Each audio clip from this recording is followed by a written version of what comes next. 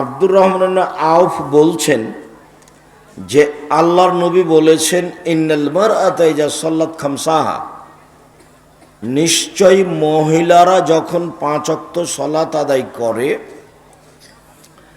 অসামাত শাহরাহা, রমজান মাসের সিয়াম পালন করে, ও আতাদ বালাহা, স্বামীকে মেনে চলে, অহাসানাত ফারজাহা, জেনায় লিপ্ত হয় না, ফালতাদখুল মিন আইয়ি বাব মিন আবওয়াবিল জান্নাহ শাআত, তখন ও জান্নাতের যে কোনো দরজা দিয়ে ঢুকতে পাবে। কথা তো আমি বলিনি, কথা মুহাম্মদ সাল্লাল্লাহু আলাইহি সাল্লাম বলেছে।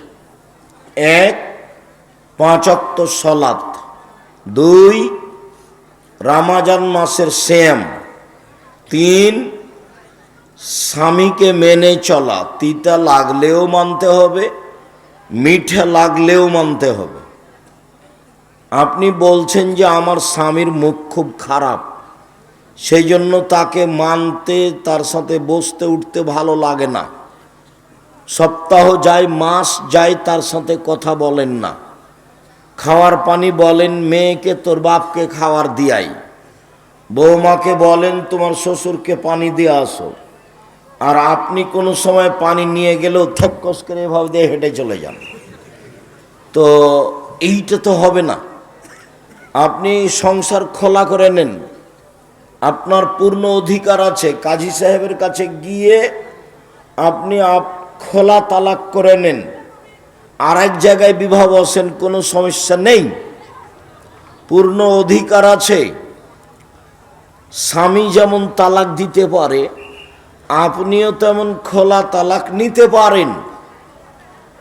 এই সংসারে থাকলে কথা বলেই থাকতে হবে, এই সংসারে থাকলে তাকে মেনেই চলতে হবে, এ কথাই ঠিক।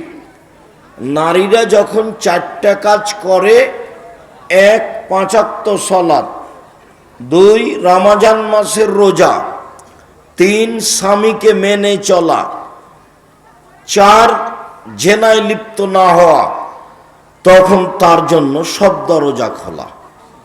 এই কথা তো আমরা বলিনি, এই কথা মুহাম্মদ সাল্লাল্লাহু আলাইহি সাল্লাম বলেছেন। স্বামীকে মেনেই নিতে হবে। যতবার জান্নাতের কথা এসেছে ততবার কথার সাথে স্বামী জড়িয়ে আছে। এই ছেলেরা, জায়গা সংকীর্ণ, জায়গার তুলনায় উপস্থিতি অনেক বেশি, অতএব প্রথমে আমরা আপনাদেরকে অনুরোধ করি, আপনারা যে যেখানে আছেন, দাঁড়িয়ে হোক বসে হোক, কষ্ট করে হলেও কিছুক্ষণ কথা শুনবেন। 10 মিনিট শুনে হাঁটতে থাকবেন, এ নোংরা আচরণ দেখাবেন না, আর এখন কোনো কাজ করবেন না। মহিলাদের জায়গা মহিলাদের তুলনায় একেবারেই কম। যারা আপনারা দিনী বোনেরা আছেন, সম্ভব হলে বসেন, সম্ভব না হলে এক পাশে দাঁড়িয়ে কিছুক্ষণ কথা শোনেন। আপনাদের আমরা কিছু না কিছু উপকার করবই করব ইনশাআল্লাহ। তার মধ্যে একটা কথা বলে রাখি, মেয়ে কথা বলছো কেন? বলছি আমি যে চুপ থাকো, কথা বলছো কেন? মেয়ে মানুষ, শরম করো না কেন? শরম বেঁচে খেয়েছো? লজ্জা করো না কেন? লজ্জা শরম বেঁচে খেয়েছো নাকি? ঢং ঢং করে কথা বলতে বলতে এসেছো, আবার ঢং ঢং করে কথা বলতে বলতে চলে যাও কেন? তোমাদের পিতা কঠোর হাতে তোমাদের দেখাশোনা করে না? তোমাদের স্বামীরা কঠোর হাতে তোমাদের দেখাশোনা করে না? মুখ বন্ধ রাখো।